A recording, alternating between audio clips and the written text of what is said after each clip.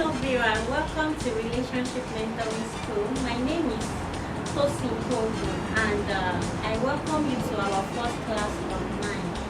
This week, by the grace of God, I'll be talking about how to become the right partner. And by the way of introduction, let me also say this, that the journey to having a fulfilling marital relationship does not actually begin with you marrying the right partner. It begins with you becoming the right partner yourself. I would also like to say this, that the word right partner is relative. How do I mean? That is, who a right partner is to me might be different from who a life partner is to you. That is, our definition of who a life partner is kind of relative. It might be different from your own, and my own might as well be different from your own, vice versa. So, the first exercise I'm going to be giving us in class today is I want you to actually write down in your notes 5 synonyms of who a right partner is. 5 synonyms of the word right partner. 5 synonyms of the word right partner. Like for me now, I may choose something like faithful, and I choose something like handsome, I choose something like, don't choose my word, you get it. Choose your own word. Who, as in, choose your own word. Choose who a right partner is to you. The synonyms of who a right partner is. Okay? And after you've done that, now, let me now ask you a good question. Are you as good as the person you're intending to marry? Are you as good as the person you are intending to marry? Are you as good as the person you are intending to marry? That is, can you marry yourself? If yourself should come to yourself and propose and say, please, will you marry me? What will you say? Are you going to say yes? Or you are going to like, excuse me, please? What will you actually say? So, in all essence, marrying the right partner, enjoying your marital relationship begins with you becoming the right partner, not with you marrying the right partner. Okay? Now let me also say this, that we all remember Newton's third law that says something like, to every action there is equal and opposite reaction. And what does that mean? And how does that relate to becoming the right thing? Well, it simply means that, to every reaction you are getting from people, your actions actually dictate, a larger percentage of people's reaction to you. So if you want a better reaction, then you put up a better action. If you want a better reaction from people, then you put in better actions, okay? And that's why Jesus said something very important. He said, do to others how you want them to do to you. That is, treat others how you want to be treated. And the same thing applies to marital relationship. In becoming, in actually enjoying your marital relationship, you have to treat your partner the way you yourself want to be treated. And that is actually you becoming the right partner. You treating your partner the way you want to be treated.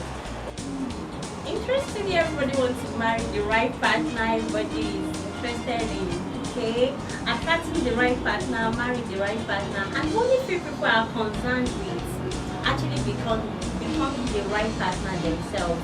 And this is leaving us with the options of few partners in the nations of the world. And as a result, few right partner marry themselves, or in a situation where one is not lucky enough or favored enough, right partner gets involved with the wrong partner. But we can actually break the gap by you yourself becoming the right partner, I becoming the right partner, my neighbor becoming the right partner, your neighbor doing the same. Just imagine that happens. Eventually we are going to have the world filled with, lovers. You get it? You know what I mean? And eventually the world is going to, everyone is going to have the right partner. Eventually. Okay? So, and that leads us with the big deal of the day. Okay?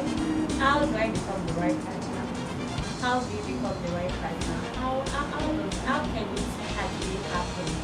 How do we become the right partner? Alright? So I would like to say that becoming the right partners actually begins with self-knowledge, self-awareness. That is knowing yourself, knowing who you are, knowing your needs, knowing your weakness, your strengths. You have to be able to sit down and analyze yourself, because if you don't know yourself, it's going to be difficult to know another person. And if you don't know another person, you don't know yourself, you don't understand, and understanding another person will be difficult. If you don't know yourself, understanding another person is going to be difficult. And understanding is a key in a marital relationship, and it begins with what? Self-knowledge. First of all, knowing who you are. Who are you? What interests you? What inspires you? What are your weaknesses? What are your limitations? What are your excesses? You have to be able to know all of these things. And it's actually, self-knowledge is actually understanding yourself. How do you know yourself? Okay? Alright, let me help out. Now, it's simple. Just do a simple exercise by analyzing a simple exercise. Just do a simple exercise of analyzing yourself. For instance, write out your values. Okay, what are your values? That is, what do you hold in high esteem? As in, what do you hold in high esteem? What do you really value? What do you really like? Okay, what do you value? What do you hold in high esteem? Okay, and number two, you can write something like interest. What interests you in life? What stays your commitments? What catches your attention? What excites you? You have to know that your temperament is important. You have to know your temperament. Who are you? Are you an introvert? Are you an extrovert? Because when it comes to marital relationship, opposite attracts. That is, most at times, introvert attracts the extrovert and vice versa. So you have to know your temperament. Who are you? Then you have to as well know your purpose. Your purpose gives you direction. Like, it tells where you are going in life. And it's important to know where you are going, because you are going to set your life goals around your purpose. So if you don't really know where you are going, then picking anybody on a marital journey is going to be very difficult, because as a result you can't even know the right person that is going on your direction. So and it's important in a marital relationship to marry somebody who you are going on the same direction, or if you are not even going on the same direction, you only need little adjustment or little compromise to fit into each other. So know yourself is important in choosing life partner. Because there must be alignment, between yourself and your intended spouse. Okay. So let me also move faster. Number two, under becoming the right partner, is self-acceptance. Okay, you need to accept yourself. You need to like yourself. You need to accept your background, your past. Those things that have happened in your past are your reality. You have to accept them.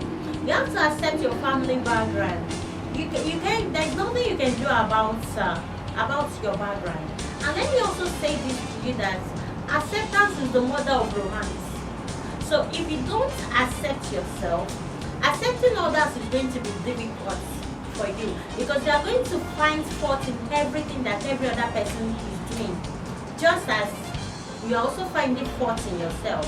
You have people that find fault in their look, so you have to accept your look. Man, there's nothing you can do about your look. If you are short, you are short. There's nothing you can do about it. So you have to accept yourself. If you are fat, you are fat. There's nothing, fine, you could still do something about your body weight and all of that, but your height, you might not be able to do anything about it. So you have to accept your look, you have to accept yourself, accept your stature. Don't see yourself as being too tall or being too short. Just know that you are just good. You are just good for who God wants you to be. You are created the way you are for the purpose God has created you for. So accept yourself, love yourself. Okay, I'm going to talk about love, like self-love. So don't let me digress too heavy. So now, if you don't accept yourself, like I said the whole time, accepting others is going to be very, very difficult for you. Then you need to accept yourself in order for you to approve yourself. If you don't approve yourself, who is going to do that for you? Who is going to accept you if you don't accept yourself? So it begins with you. And when you accept yourself, like I said, accepting others is going to be difficult, it's going to be easy. Rather, if you accept yourself, accepting others is going to be easy. You can give room for others around you. You can, because you are doing that to yourself. Then you can as well pardon others because you are doing that to yourself. You can actually accommodate how other people look, behave. Then it's also easier for you to allow people to be themselves around you because you are also accepting yourself the way you are. So you are also being yourself. Accepting yourself simply means being yourself. You don't need to have many caps. That is, to some people you are like this, to some people you are like that. You have to be consistent in who you are. You have to be consistent in your personality. And for you to be consistent in your personality, it shows that you have already accepted that personality. Alright, so, and the last point I want to pick for today is self-love. Self-love is very, very important. You need to love yourself for you to even love others. You remember, Jesus says, love your neighbor as you love yourself. That means the journey to loving your neighbors begins with you loving yourself. So it's very, very important for you to love yourself. It's similar to acceptance. It's similar to self-acceptance, but it's also a higher level of self-acceptance because here you are able to forgive yourself. Self-love means that you are able to accept yourself. You are able to give room to yourself to be yourself, and you are also able to forgive your excesses. You are also able to forgive your past. You are also able to pardon yourself. Sometimes we actually accept God's forgiveness, but we don't accept our own forgiveness. We don't pardon ourselves for those things that we have done in the past that we feel are wrong. You have to love yourself to be able to forgive yourself, because if you don't forgive yourself, if you don't love yourself to the extent that you can pardon yourself or forgive yourself, forgiving others is going to be difficult. And let me tell you this, if you cannot forgive, don't think of having a marital relationship, because the person that is going to offend you most in your journey in life is your intended spouse or your spouse. So it's either you take it or you leave it. Why? Because of proximity.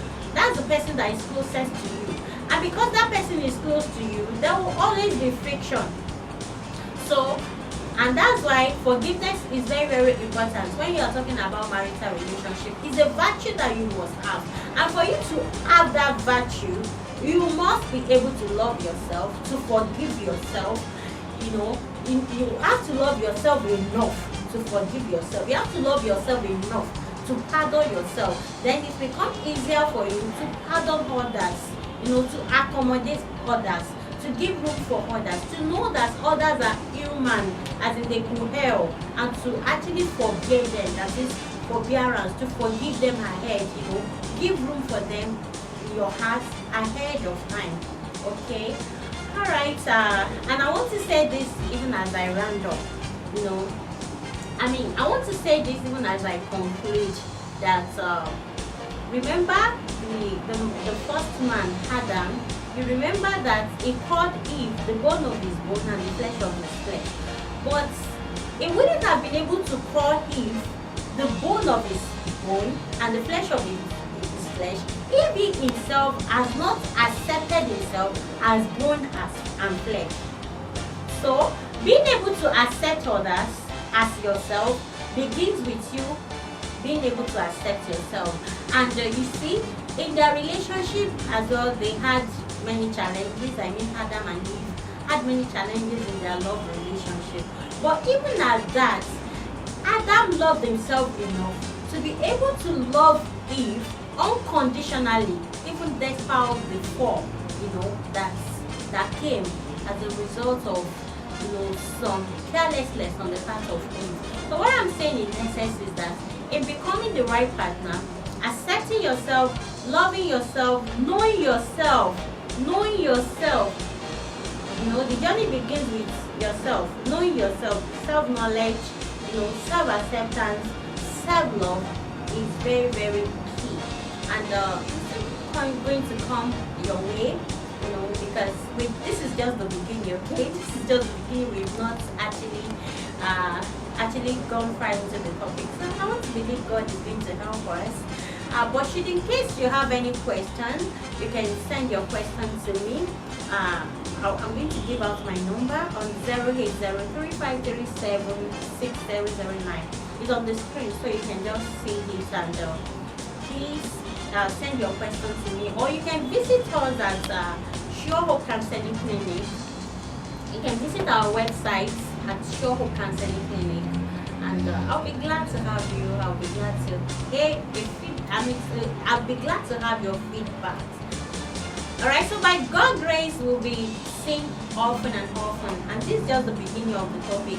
So next one, I'm going to talk deeper on how you can absorb, become the right partner, because the whole journey begins from there. Enjoying your marital relationship begins from you becoming the right partner. So we are still going to lay emphasis on that for the next few classes. So have a wonderful day. Thank you. Please don't forget to help share this video with your friends, your colleagues, your family, and everyone around you. You never knew how much they could benefit from the message. Okay, thank you very much.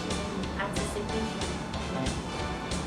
Once again, my name is Tosin Togun, your counseling psychologist. Bye.